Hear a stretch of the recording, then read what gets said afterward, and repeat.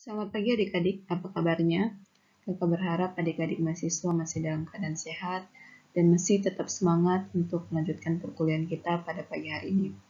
Pada pagi hari ini kita kembali bertemu di perkuliahan daring pada mata kuliah komunikasi bisnis, dan di mata kuliah ini kita sudah masuk topik yang kelima, dan di topik ini kita akan membahas tentang pengorganisasian pesan-pesan bisnis. Ada beberapa subtopik yang akan kita bahas pada topik yang kelima ini. Yang pertama adalah hal-hal yang menyebabkan pesan-pesan tidak terorganisasi dengan baik. Yang kedua adalah pentingnya pengorganisasian pesan bisnis dengan baik.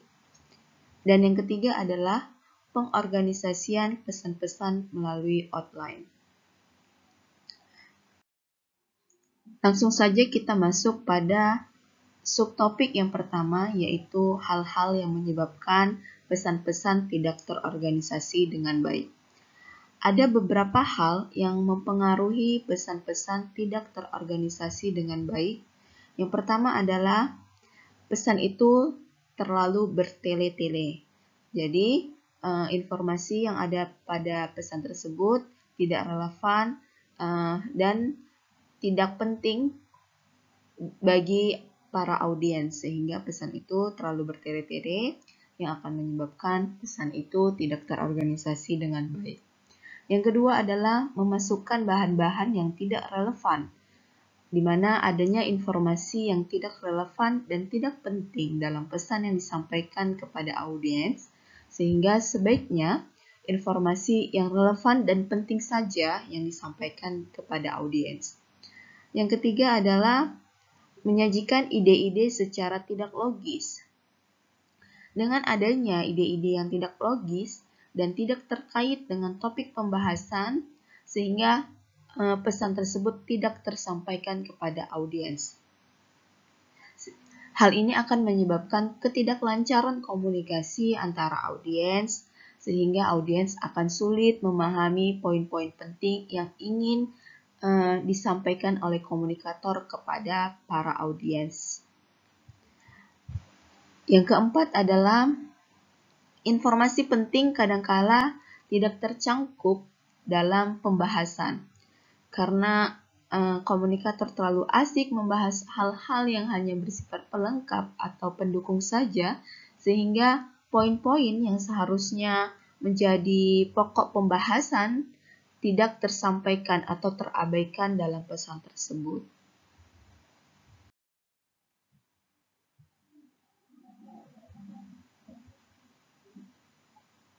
Lalu, kenapa begitu pentingnya pengorganisasian pesan bisnis dengan baik? Dengan mengatur ide-ide secara logis, berurutan, dan tidak bertele-tele, ide yang disampaikan akan dapat memuaskan kebutuhan-kebutuhan informasi, memotivasi, maupun praktik bagi para audiens atau pembaca.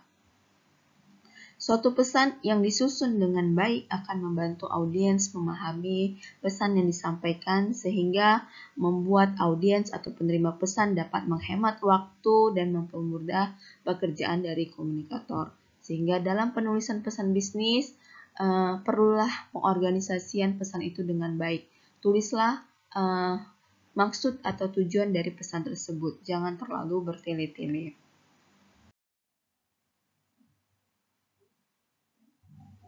Ada 4 hal yang perlu diperhatikan untuk mengorganisasikan pesan-pesan dengan baik.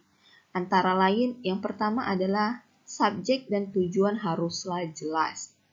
Yang kedua adalah semua informasi harus berhubungan dengan subjek dan tujuan.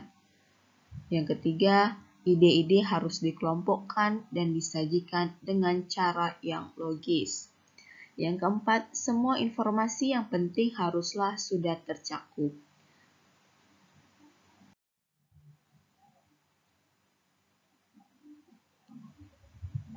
Lalu yang terakhir adalah pengorganisasian pesan-pesan melalui outline. Untuk mencapai pengorganisasian yang baik, diperlukan 2 proses tahapan. Yang pertama adalah mendefinisikan dan mengelompokkan ide-ide. Susunan suatu outline secara garis besar dapat dikelompokkan ke dalam 3 golongan, yaitu pertama, mulailah dengan ide pokok. Yang kedua, nyatakan poin-poin pendukung yang penting. Dan yang ketiga, ilustrasikan dengan bukti. Jadi, untuk mendefinisikan dan mengelompokkan ide-ide, hal yang pertama yang harus dilakukan adalah mulailah dengan ide pokok. Atau tuliskan dulu tujuan yang ingin dicapai dengan adanya pesan tersebut. Lalu yang kedua adalah nyatakan poin-poin penting. Dan yang ketiga, tunjukkan bukti-bukti yang mendukung dari maksud atau tujuan dari penyampaian pesan tersebut.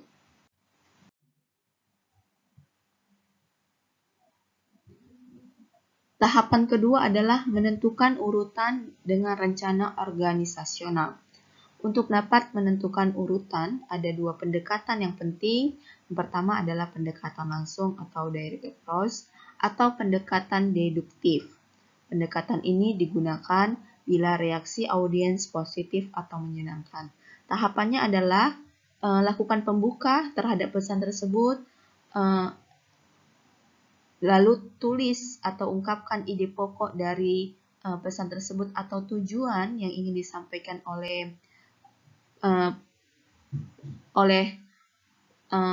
komunikator terhadap audiens, lalu tunjukkan bukti-bukti pendukung yang mendukung dari tujuan tersebut atau ide pokok tersebut. Lalu yang terakhir adalah dengan penutup. Lalu pendekatan yang kedua adalah pendekatan tidak langsung atau direct approach atau pendekatan induktif. Pendekatan ini digunakan bila reaksi audiens cenderung negatif atau tidak menyenangkan atau dia tidak suka terhadap pesan tersebut.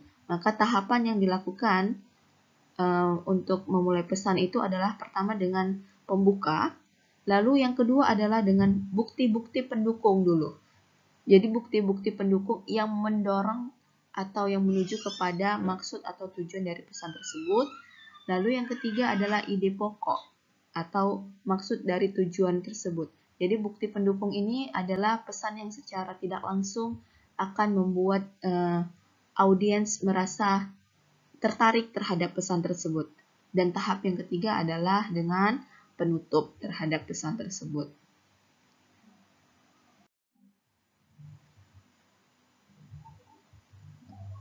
Kedua pendekatan dasar tersebut, yaitu pendekatan langsung dan pendekatan tidak langsung, dapat diterapkan baik untuk pesan singkat atau memo dan surat, maupun pesan formal atau panjang seperti laporan, usulan, dan presentasi. Untuk memilih di antara kedua alternatif tersebut, Anda harus menganalisis bagaimana reaksi audiens terhadap maksud atau tujuan dari pesan yang Anda sampaikan. Secara umum, pendekatan langsung adalah baik, manakala para audiens mempunyai hasrat tertarik, senang, atau netral terhadap pesan yang ingin Anda sampaikan. Jika mereka menolak terhadap pesan atau tidak tertarik dengan pesan yang Anda sampaikan, maka gunakanlah pendekatan tidak langsung.